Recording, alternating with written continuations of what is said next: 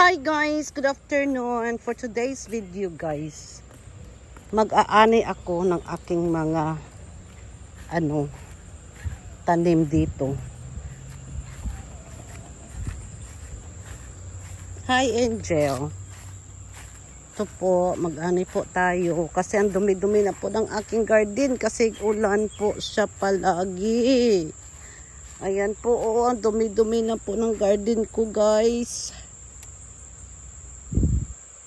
Mag-ani tayo ng okra. First is okra. Ayan. Anihin natin yung okra guys.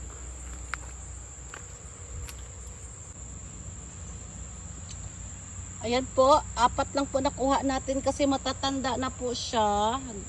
Gawin na po natin yan ng for next year. So, ang next natin kukunin ay yung mga sili. Ayan, sili. Daming sili. Ayan po yung sili.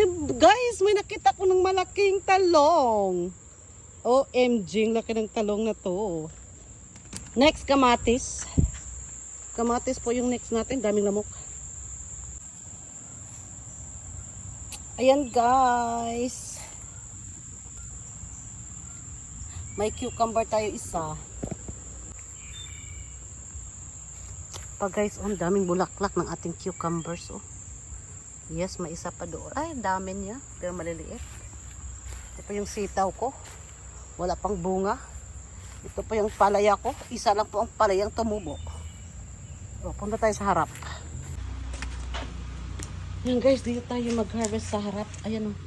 Ang daming harvest natin ng mga sili. Ang dami. Oh. Ang dami guys.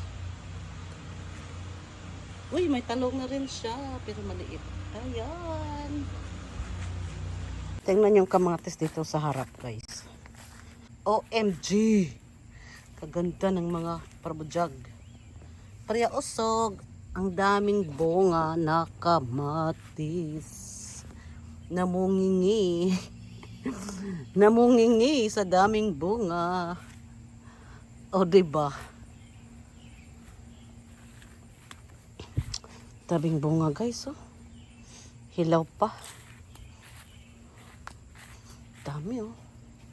May talong pa doon guys pero maliliit. Watermelon ayun. Pakita natin watermelon kapitbahay.